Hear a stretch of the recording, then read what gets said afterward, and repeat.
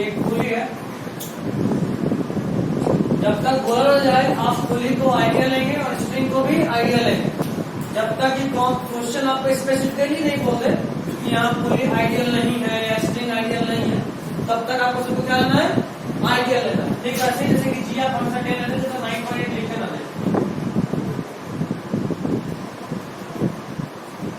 तो ये मास ए है, ये मास बी है।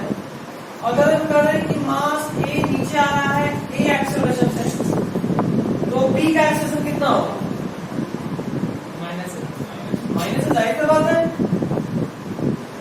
अगर ये ए से नीचे आ रहा है ए, तो बी ए से ही ऊपर जाएगा, है ना।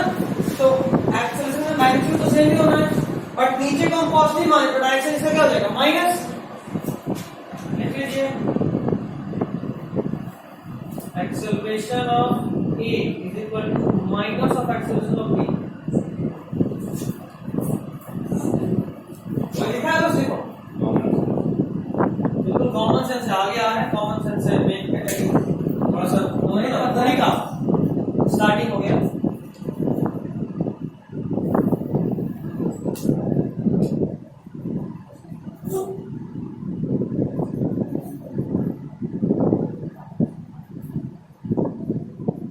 हो गया बेटा, जल्दी लिखो फिर, बिल्कुल पॉज कर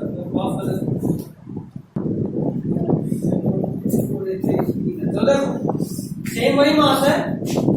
ए जो है वो A1 से नीचे आ रहा है, बी जो है वो A2 से ऊपर जा रहा है। ऐसा बात है, एक नीचे आएगा तो एक ऊपर जाएगा ही जाएगा, है ना, कोई अजीब बात तो है नहीं। लेकिन ये पुली एज अ होल भी ऊपर जा रहा है, मतलब ये कि आप एक पुली पकड़े, ठीक है, उसमें इधर वाला मास A1 है जो नीचे जा रहा है, इधर वाला मास B है जो ऊपर जा रहा है, और ये पुली भी ऊपर जा रहा है, समझे तीनों। ये पूरा पुली भी एक्सेलरेशन में है, ये A1 से नीचे आ रहा है, ये A2 से ऊपर जा रहा है। कुछ भी मेरे करने का मतलब है कि ऐसा माने कि A1 नीचे आ रहा है, A1 से नीचे आ रहा है, B A2 से ऊपर जा रहा है, और पूरा पुली A3 से ऊपर जा रहा है। ऐसे केस में ये हमेशा होता है A3 is equal to A1 plus A2 by 2।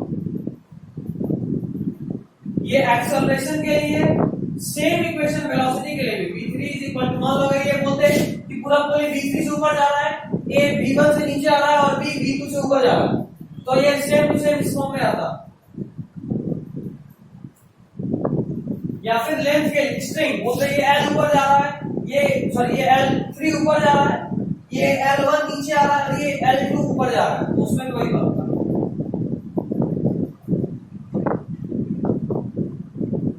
ठीक है, नीचे आएगा साइन और माइनस कर देंगे। ऐसा मान लो क्वेश्चन ऐसा होगा कि A1 ऊपर जा रहा है, A1 का जगह यहाँ पे माइनस A1 लिखते हैं, समझे, ऊपर जा रहा है, रुका होगा तो 0 लेते। अगर मान लो कि इसको आगे देखेंगे, अगर कैसे, इसमें खास बात है लिखना, यूज, अभी क्वेश्चन के फॉर्म में देखना समझ जाएगा, A1 A2 and A3 with sign, ठीक है।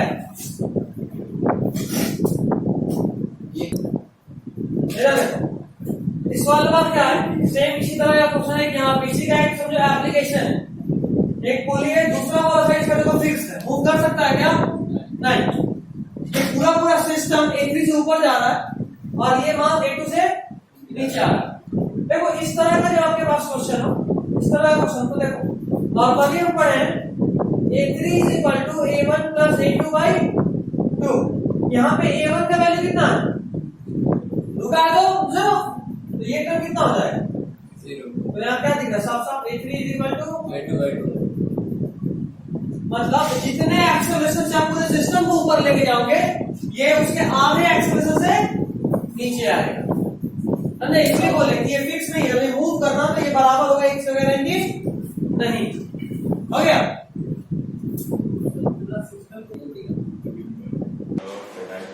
चलो देखो क्वेश्चन है कि एक वेज है, ये कोई वेज है, इस वेज के ऊपर एक ब्लॉक है, इस वेज के ऊपर एक ब्लॉक है, और इस वेज पे एक एक्सेलरेशन लग रहा है इस तरफ, इस वेज पे एक एक्सेलरेशन लग रहा है, वेज पे लग रहा है इस तरफ एक्सेलरेशन लग रहा है, तो यही लिखते हैं छोटा वाला, ठीक है। क्वेश्चन है कि ये वेज जब आगे बढ़ेगा तो इस पे इधर एक्सेलरेशन लग रहा है तो ये आगे बढ़ेगा, तो ब्लॉक तो नीचे आएगा, जीबी तो ब्लॉक पे लग रहा है, लेकिन वेज और ब्लॉक के बीच में there is no relative motion, there is no relative motion between wedge and block, ऐसा हमारा क्वेश्चन बोल रहा है। तो आपको फाइंड करना है इस एक्सेलरेशन में और इसमें जो जी लग रहा है उसके बीच में रिलेशन, ठीक है। तो देखो रिलेटिव मोशन नहीं हो, इसका कंडीशन क्या है, रिलेटिव मोशन नहीं हो मतलब एक्सेलरेशन दोनों का, देखो एक्सेलरेशन ऑफ, ऐसे लिखता हूं, acceleration of ways minus acceleration of block 0 हो जाए, तभी रिलेटिव मोशन नहीं होगा। और अगर ये कंडीशन आप फुलफिल कराओगे तो आपको साफ साफ दिख रहा है acceleration of block wedge is equal to acceleration of block हो जाए, तभी ये पॉसिबल है, दिख रहा बस मैग्नीट्यूड नहीं, डायरेक्शन भी ये माइनस यहाँ प्लस हो चुका है, दोनों का डायरेक्शन सेम ही आया है, एक इधर जा रहा है एक इधर जा रहा है, सेम दिखा लेंगे, रिस्पेक्ट वाला बात हो रहा, उसी को हम लोग देखेंगे किस फॉर्म में कहां बराबर होगा। तो क्या हम लोग इसको पहले ड्रॉ करें, देखो इधर जी बन जाएगा, ये हम लोग अभी जो जी दिखा है ये मास पे भी है, इस वेज पे भी, दोनों पे है, जो जी दिखा है वो दोनों पे है। अगर एक्सेलरेशन का बात करें तो इस वेज पे लग रहा है, इधर एक्सेलरेशन किस पे लग रहा है, वेज पे लग रहा है, ये जी है। देखो यहाँ पे ऐसा ड्रॉ किया नॉर्मल, ये थीटा, ये 90 माइनस थीटा, तो ये थीटा, ठीक। अभी देखो बस शॉर्टकट से बता देना, ये और ये लाइन पैरेलल है तो ये और ये कॉरेस्पॉन्डिंग एंगल हो जाएगा, ये और ये आपस में कैसा एंगल हो जाएगा, कॉरेस्पॉन्डिंग एंगल, तो ये थीटा तो ये भी थीटा, है ना। अभी देखो दोनों का वेज, अच्छा एक और बात से भी समझो कि अगर ये इसके बीच में रिलेटिव मोशन नहीं हो रहा है, देखो नीचे तो जाएगा लेकिन रिलेटिव मोशन नहीं हो रहा, मतलब इस लाइन पे हमेशा मूव करेगा, इस लाइन पे नेट फोर्स बराबर ही होना, सेम ही होना है, इस लाइन पे नेट फोर्स बराबर ही होना, इसलिए इसका रिलेटिव मोशन नहीं हो रहा है। तो आप ऐसा देखो तो इसको इस तरफ ब्रेक करो, g cos theta is equal to a cos, इधर होता ए का साइन इस पे आएगा ना,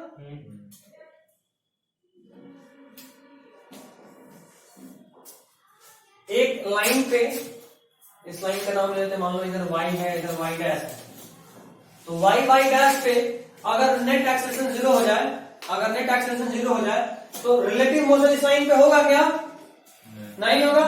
नहीं होने के लिए कंडीशन देखिए दोनों को बराबर होना चाहिए, और दोनों बराबर कैसे होगा वो हम लोग को दिख रहा है, इसी तरीके से जी कॉस थीटा और ए साइन थीटा, ए डब्ल्यू इसको लिख लेता हूं और अच्छा रहेगा, acceleration of ways sine theta, ये दोनों एक ही लाइन पे पड़ रहा है, अगर वो बराबर हो जाए तो वो कंडीशन फुलफिल हो जाएगा, बस यही था हमारा रिलेशन, याद रखिएगा, ठीक है। हाँ देखो अगला क्वेश्चन देखते हैं, एक सरफेस पे 3 मास है, देखो एक के ऊपर एक, M1 M2 एंड M3, ठीक है।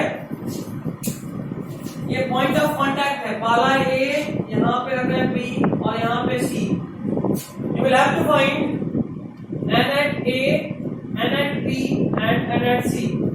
देखो हम सॉल्व कर रहे हैं, M1 प्लस M3, सबसे पहले M3 के लिए बात करते हैं, M3 के लिए, M3 मतलब हम MC निकालना चाह रहे हैं, MC normal reaction point C. देखो इसके ऊपर में एक फोर्स लग रहा होगा, जो सी लगा रहा है, क्या लगा रहा है, नॉर्मल रिएक्शन पॉइंट सी, और नीचे में फोर्स क्या लग रहा है, M3 पे, M3 जॉब पे फोर्स लग रहा है क्या सी पे, नहीं, साफ साफ दिख रहा है मूव कर रहा है क्या M3 मास, नहीं मूव कर रहा, तो साफ साफ दिख रहा है MC is equal to M3G, ठीक है। सेम तरीके से अगर हम लोग N at B बात करें तो ये देखो हमारा मास है M2, ठीक है। M2 पे ऊपर साइड में जो लग रहा होगा वो P लग रहा होगा, P पॉइंट से नॉर्मल। और M2 पे जो नीचे फोर्स लग रहा है, देखो एक तो M3 का वेट जो नीचे आया है वो यहां भी लग रहा है, और एक M2 का वेट लग रहा है। तो नीचे में जो वेट लग रहा है वो लग रहा है M2G प्लस M3G, मतलब M3 का वेट भी लग रहा है नीचे और M2 का वेट भी नीचे लग रहा है। तो यहाँ पे देखिए, अच्छा मूव कर रहा है क्या M2? नहीं, मतलब पक्का दोनों फोर्स बैलेंस होगा तो हो जाएगा NB is equal to M2G plus M3G। और दिक्कत नहीं। तीसरा बात करते हैं M1 के लिए, मतलब N एट A निकालना है। ये देखो, ये रहा हमारा मास M1, ऊपर में एक ही फोर्स लग रहा है, कौन? NA लगा लिया, नीचे में फोर्स 3 mg लग रहा है, एक लग रहा है M1G, दूसरा लग रहा है M2G और तीसरा लग रहा है M3G। और मूव ये M1 भी नहीं कर रहा, तो साफ साफ दिख रहा है NA जो होगा वो M1 plus M2 plus M3 into G के बराबर होगा। कोई दिक्कत? देखिए क्वेश्चन है कि एक स्ट्रिंग है, ये क्या है? स्ट्रिंग है जिसका मास m है और उसके बॉटम से x डिस्टेंस ऊपर कोई पॉइंट है P, एंड हम आपसे पूछ रहे हैं कि टेंशन एट पॉइंट P बताना। ठीक है, इसको भी सॉल्व करें। देखिए पैकेज आप बनाइएगा, बस पैकेज में हर तरह का क्वेश्चन मिल जाएगा। देखो किसी पॉइंट पे टेंशन, मान लो इस पॉइंट पे टेंशन निकालना है, इसी पॉइंट पे अगर आपको टेंशन निकालना है, दैट आपने ऊपर लगेगा टेंशन की टेंशन हमेशा पुलिंग फोर्स है, बताए थे। और ये टेंशन इसके नीचे में जो भी वेट होगा वो बाहर लग रहा होगा mg। इस पॉइंट पे नीचे वाला जो भी होगा उस पे mg लग रहा होगा, है ना? उस mg का टेंशन बैलेंस किया गया होगा, इसलिए स्ट्रिंग मूव नहीं कर रहा है। तो यार देखो mg टेंशन एट पॉइंट पे किसके बराबर होगा? mg। ये मास किसका होगा? x लेंथ ऑफ रोप का, क्योंकि T से नीचे सिर्फ x ही लेंथ है, ऊपर वाले का वेट किस पे थोड़ा लगेगा। ये पॉइंट नीचे वाले स्ट्रिंग का वेट को झेले हुए से, मान लो हम अगर एक लंबा सा रस्सी होता ऊपर पकड़ते, मान लो यहाँ पकड़े, तो इसके नीचे जितना भी वेट सब उठाए हुए, अगर मान लो हम इसको यहाँ पे यहाँ से उठाएं, इतना हटा दो, इतना भूल जाओ, सिर्फ हम इसको यहाँ से उठाएं, तो अब जो इसका वेट होगा वही ना उठाए हुए एक्चुअली में। ऊपर में कितना मास था उससे वो क्या मतलब, हम तो यहाँ उठाए हुए, इसको उठाए हुए, समझ रहे बात?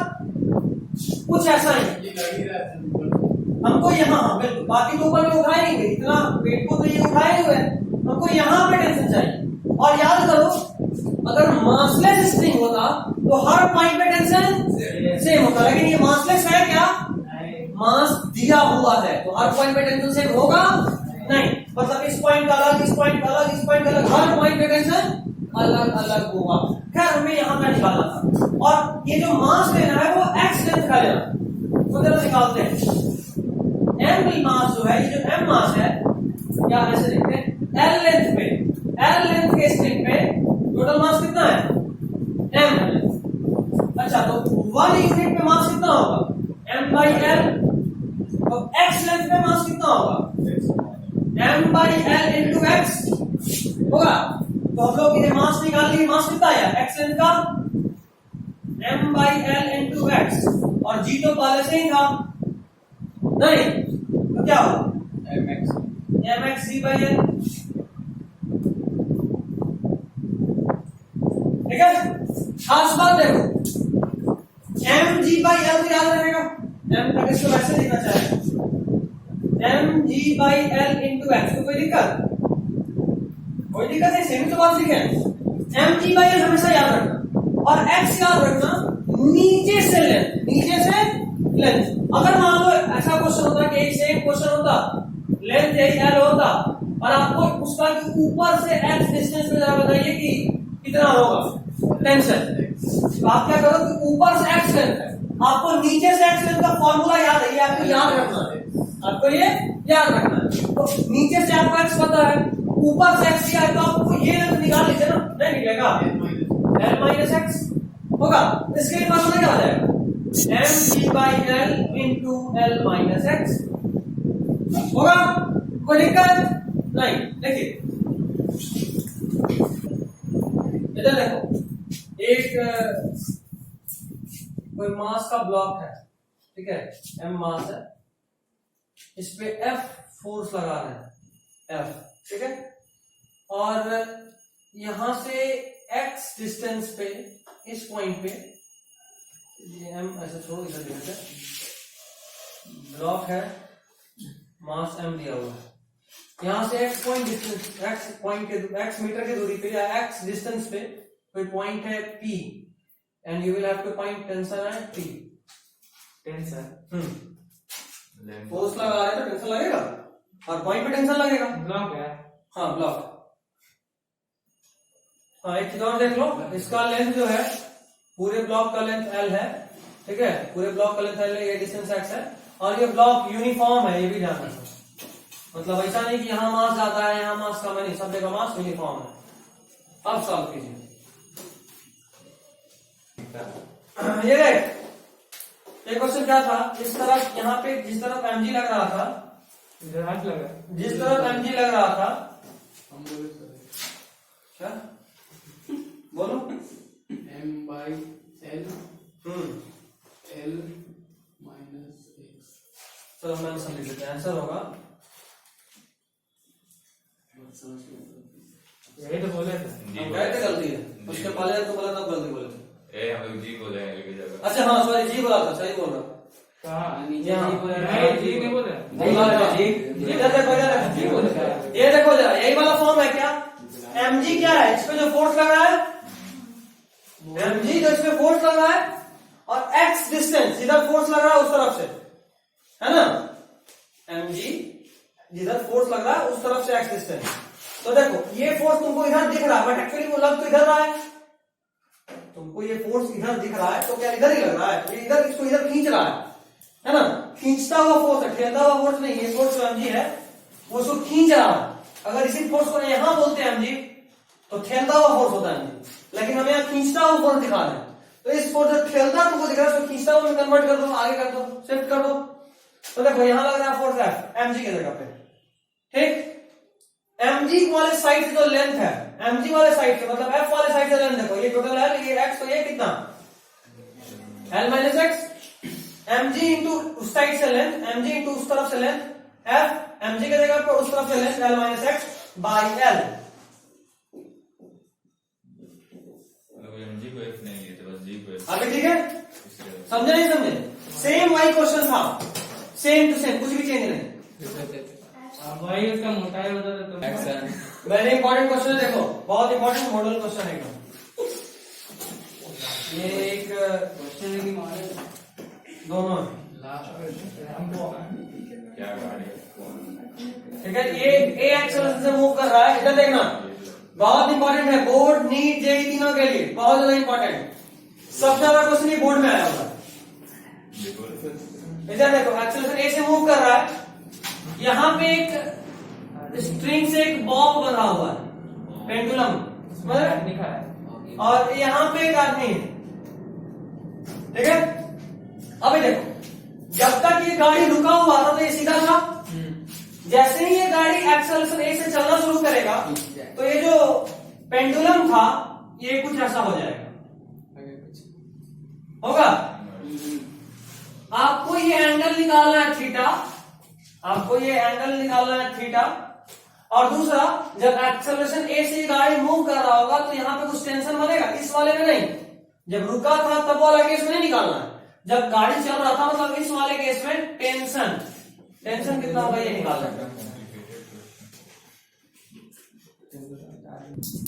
चलो देखो अगला क्वेश्चन, इसी को वापस से थोड़ा सा बड़ा कर दे रहे हैं, जो आपको दिख रहा है उसको थोड़ा बड़ा कर दे रहे हैं ताकि आपको समझ में अच्छे से आए। इधर देखो, ये पेंडुलम जो है उसका मास हम ले ले रहे हैं, ऐसे तो काम नहीं पड़ेगा थीटा में, बट फिर भी देखो इसमें टेंशन ही कुछ इधर लगा होगा, अच्छा इधर, चलो कोई नहीं, पुराना कंडीशन ये था, ये एंगल थीटा था, हम लोग यहाँ टेंशन ले रहे हैं, टेंशन तो हमेशा ही ऊपर लग रहा है, समझ में आ रहा होगा। अच्छा देखो तो ये थीटा, इसको वैसे बना लेते हैं, अच्छा ये पूरा पूरा सिस्टम ए से आगे जा रहा है और में आ रहा। अच्छा देखो तो ये थीटा था, ये कितना होगा थीटा अल्टरनेट एंगल से दोनों पैरेलल दो अल्टरनेट एंगल। अच्छा थीटा तो ये होगा, इधर देखो तो टी कॉस थीटा ऊपर लगेगा, अगर इधर टी है इधर टी कॉस थीटा, और इधर लगेगा टी साइन थीटा। समझ में आ रहा। अच्छा इस ब्लॉक पे एक फोर्स नीचे लग रहा होगा एम जी। अभी दो इक्वेशन आपको एकदम साफ साफ दिख रहा होगा, T cos theta is equal to M G. क्योंकि देखो यहां से यहां जाते वक्त तो मूव किया, मतलब पहले पेंडुलम ऐसे था, गाड़ी चल रहा तो पेंडुलम ऐसे जाके रुक गया। जब तक ये ए से चलता रहेगा ब्लॉक आगे, ये पेंडुलम ऐसे ही रहेगा। एक्सेलरेशन बदलेगा तो ये एंगल बदलेगा, अगर एक्सेलरेशन कांस्टेंट रहा तो ये एंगल फिक्स। तो अगर ये रुका हुआ है तो पक्का स्पिरिट फोर्स 0 होगा। यहां ऐसे हो जाने के बाद का बात कर रहा हूं मैं, ठीक है। तो देखो टी कॉस थीटा पक्का ही एमजी के बराबर होगा, इसलिए ना नीचे जाना ना ऊपर जाना है। और ये जो पूरा पूरा पेंडुलम है ऐसा होल आगे तो जा रहा है इस फॉर्म में, ऐसे ही करके, ऐसे ही टेढ़ा हो जाने के बाद, पहले ऐसे था गाड़ी चलना शुरू हुआ तो ऐसे हो गया, और ऐसे ही आगे तो जा रहा है। गाड़ी आगे जाता है, क्या पेंडुलम आगे नहीं जा रहा, आगे जा रहा है, मतलब पक्का इधर कोई फोर्स लग रहा होगा। इसका मास m है, बॉब का मास m है, तो जाहिर सी बात है t sin थीटा इसको m से आगे लेके जा रहा होगा, क्योंकि अगर ये गाड़ी m से आगे जा रहा है तो ये बॉब भी m से आगे जा रहा होगा, एक फोर्स लग रहा होगा। तो t sin theta is equal to m। तो ये काम करता हूं, इसको इक्वेशन 2 मानता हूं, इसको इक्वेशन 1 मानता हूं।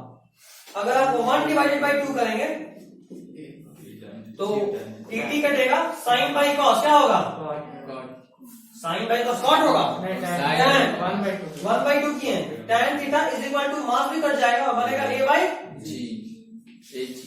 तो theta is equal to tan inverse a by g. इसको यहां लिख रहा हूं, theta is equal to tan inverse a by जी।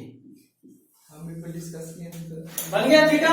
अभी बात करता हूं टेंशन का। देखो इस पॉइंट पे अच्छा एक काम करता हूं, हमें तो टी ही निकालना है ना, इसी दो इक्वेशन से हमें टी ही निकालना है। इस दो इक्वेशन में टी निकालने के लिए काम करते हैं, squaring and adding both equation कर देते हैं। दोनों इक्वेशन का स्क्वायर करते हैं और ऐड करते हैं। इक्वेशन 1 का स्क्वायर प्लस इक्वेशन 2 का स्क्वायर, तो क्या हो जाएगा T square cos square theta plus T square sine square theta is equal to M square G square plus M square A square. T square sine square theta is equal to, पूरे को अच्छे से अरे बच्चे का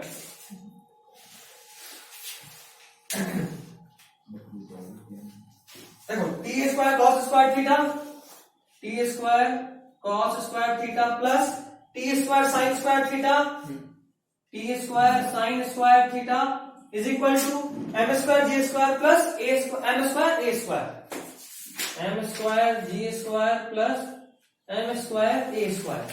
तो साफ साफ दिख रहा है, टी स्क्वायर कॉमन ले लो तो sign square theta plus cos square theta हो जाएगा, तो पूरा इसको टी स्क्वायर लिख देते हैं is equal to M square common ले लो, क्या बचेगा G square plus A square. यहां से अगर टी निकालना है तो साफ साफ दिख रहा है एम रूट के बाहर आ जाएगा क्योंकि स्क्वायर में है, तो M root under ji square plus A square. ठीक है,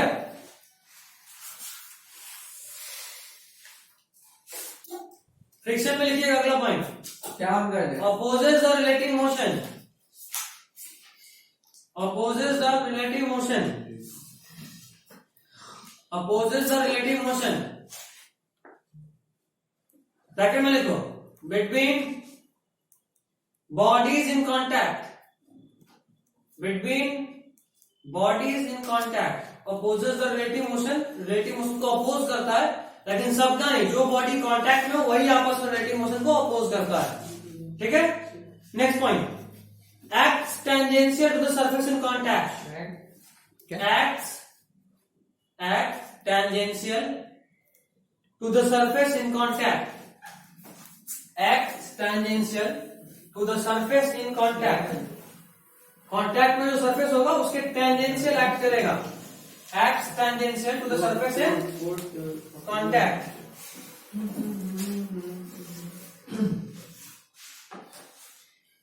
ये देखो, अगर ये बॉडी है, ये सरफेस है, अगर ये इधर मूव कर रहा है तो उसके एकदम टेंजेंशियल, परपेंडिकुलर इसको बोलते हैं और इसको बोलते हैं टेंजेंशियल, ये टेंजेंशियल, तो टेंजेंशियल कांटेक्ट करता है फ्रिक्शन। ठीक है, नेक्स्ट पॉइंट,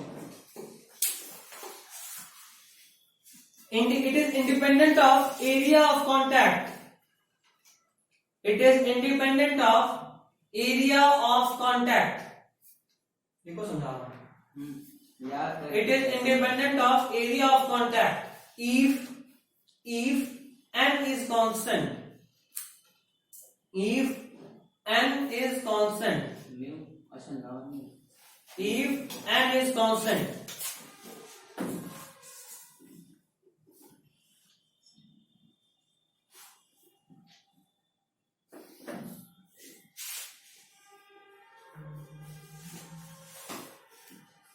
देखो दो बॉडी आपके सामने दिख रहा है, दोनों का मास m है, ये वाला a से आगे जा रहा है, ये वाला भी a मीटर पर सेकंड स्क्वायर से ही आगे जा रहा है, या वेलोसिटी दे लेता हूं मैं, मान ले v मीटर पर सेकंड और ये भी v मीटर पर सेकंड, दोनों v मीटर पर सेकंड से आगे जा रहा है।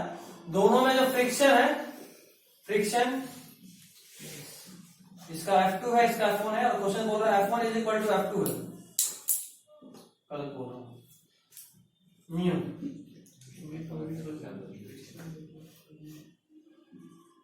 म्यू बोलते हैं कांस्टेंट को, ठीक है, कोएफिशिएंट ऑफ फ्रिक्शन, ठीक है, कोएफिशिएंट ऑफ फ्रिक्शन और कांस्टेंट वैल्यू होता है, अलग अलग सरफेस के लिए अलग अलग वैल्यू होता है। क्वेश्चन पूछ रहे हैं कि इन दोनों में से किसमें फ्रिक्शन ज्यादा लगेगा, पहले वाले में मतलब ए केस में या बी केस में,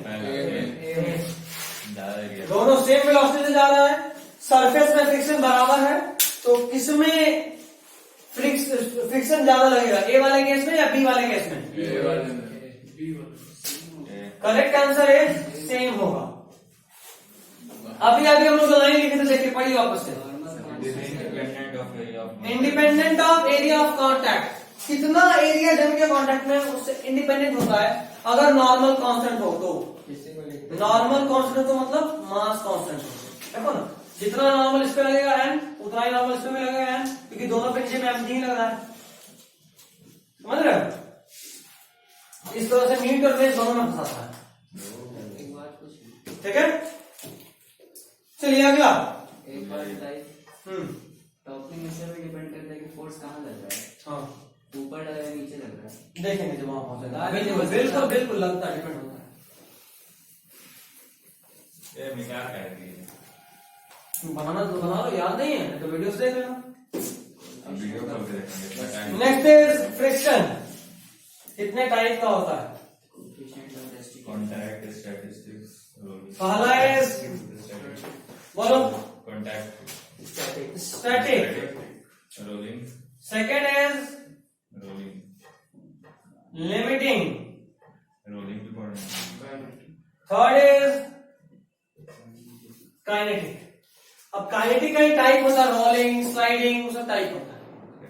अगर बॉडी मूव कर रहा हो तो उसमें जो फ्रिक्शन लगता है, जब तक बॉडी रुका हुआ है, if body is at rest, अगर बॉडी रेस्ट पे हो तो उसमें जो फ्रिक्शन लगता है उसको क्या बोलते हैं?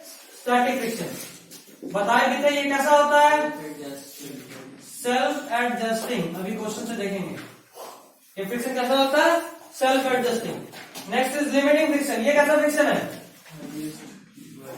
Maximum value of static friction. Static friction का मैक्सिमम वैल्यू को क्या बोलते हैं? Limiting friction. And next is kinetic friction. If body is in motion, ये कैसा होता है? कांस्टेंट होता है या वेरिएबल? जैसे ये तो सेल्फ एडजस्टिंग था, मतलब वेरिएबल था। ये कैसा होता है? कांस्टेंट होता है। एंड माइंड इट, देखो फ्रिक्शन का सिंबल होता है, friction kinetic is always less than friction static. Graph देखना चाहो तो कुछ ऐसा दिखेगा। सबसे पहले ये फोर्स है, इधर फ्रिक्शन है। तो सबसे पहले फोर्स बढ़ाने के साथ फ्रिक्शन बढ़ता है, फिर एक मैक्सिमम वैल्यू पे पहुंचता है, उसी को बोलते हैं लिमिटिंग फ्रिक्शन। फिर थोड़ा सा कम होता है, फिर कांस्टेंट हो जाता है। ठीक है, तो यहां से जो कुछ भी दिख रहा है आपको, ये एफ के है, ये जो आपको दिख रहा है ये एफ एल है, और ये जो आपको दिख रहा है ये है एफ एस। ठीक है, घर से फोन आ रहा है।